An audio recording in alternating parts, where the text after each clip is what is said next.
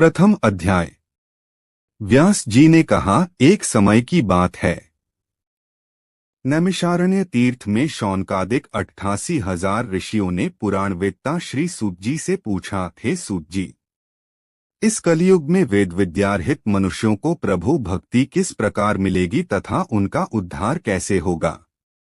हे मुनिश्रेष्ठ, कोई ऐसा व्रत अथवा तप कहिए जिसके करने से थोड़े ही समय में पुण्य प्राप्त हो तथा मनवांछित फल भी मिले। हमारी प्रबल इच्छा है कि हम ऐसी कथा सुने। श्री सूत जी बोले, हे वैष्णवों में पूज्य, आप सभी ने प्राणियों के हित एवं कल्याण की बात पूछी है।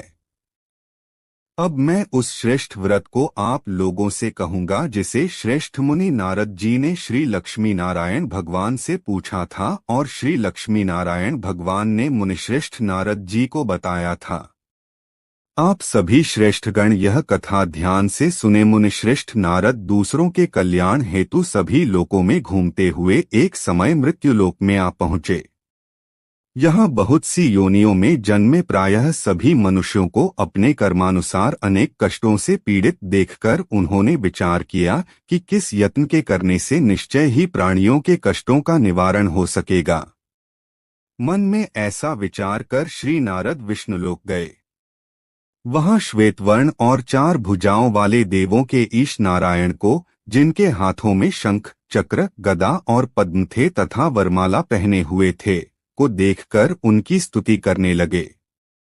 नारद जी ने कहा, हे भगवन, आप अत्यंत शक्तिवान हैं। मन तथा वाणी भी आपको नहीं पा सकती, आपका आदिमध्यांत भी नहीं है। आप निर्गुण स्वरूप सृष्टि के कारण भक्तों के कष्टों को नष्ट करने वाले हो। आपको मेरा शत शत नमन है। नारद जी से इस प्रकार की प्रार्थना सुनकर विष्णु भगवान बोले, हे योगीराज, आपके मन में क्या है? आपका किस कार्य हेतु यहाँ आगमन हुआ है? निःसंकोच कहें। तब मुनिश्रेष्ठ नारद मुनि ने कहा, मृत्युलोक में सब मनुष्य जो अनेक योनियों में पैदा हुए हैं, अपने अपने कर्मों द्वारा अनेक प्रकार के कष्टों के कारण दुखी हैं। हे स्वामी, यदि आप मुझ पर दया रखते हैं तो बताइए कि उन मनुष्यों के सब कष्ट थोड़े से ही प्रयत्न से किस प्रकार दूर हो सकते हैं। श्री विष्णु भगवान ने कहा, हे नारद, मनुष्यों की भलाई के लिए तुमने यह बहुत उत्तम प्रश्न किया है। जिस व्रत के करने से मनुष्य मोह से छूट जाता है, वह व्रत मैं तुमसे कहता हूँ, सुनो। अति पुण्य दान करने वाला, स्वर्ग तथा मृत्युलोक दोनों में दुर्लभ एक अति उत्तम व्रत है जो आज मैं तुमसे कहता हूँ। श्री सत्यनारायण भगवान का यह व्रत विधि विधान पूर्वक संपन्न करने पर मनुष्य इस धरती पर सभी प्रकार के सुख भोग कर मरणोपरांत मोक्ष को प्राप्त होता है। श्री विष्णु भगवान के ऐसे वचन सुनकर नारद मुनि बोले, हे भगवन, उस व्रत का विधान क्या है? फल क्या है? इससे पूर्व किसने यह व्रत किया है और किस दिन यह व्रत करना चाहिए? कृपया मुझे विस्तार से समझाएं।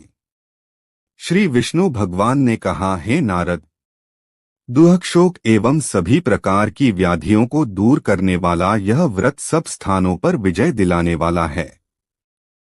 श्रद्धा और भक्ति के साथ किसी भी दिन मनुष्य संध्या के समय श्री सत्यनारायण भगवान की ब्राह्मणों और बंधुओं के साथ पूजा करे। भक्तिभाव से नैवेद्य, केले का फल, नैवेद्य, घी, शहद, शक्कर अथवा गुड़, दूध और गेहूं का आटा सवाया लेवे। गेहूं के अभाव में साठी का चूर्ण भी ले सकते हैं। इन सभी को भक्तिभाव से भगवान श्री सत्यनारायण को अर्पण करे। बंधु बांधवों सहित ब्राह्मणों को भोजन कराएं। इसके पश्चात ही स्वयं भोजन करे। रात्रि में श्री सत्यनारायण भगवान के गीत आदि का आयोजन कर श्री सत्यनारायण भगवान का स्मरण करते हुए समय व्यतीत करे। इस तरह जो मनुष्य व्रत करेंगे उनकी मनोकामनाएं अवश्य ही पूर्ण होंगी। विशेष रूप से कलयुग में मृत्युलोक में यही एक ऐसा उपाय है जिससे अल्प समय और कम धन में महान पुण्य की प्राप्ति हो सकती है।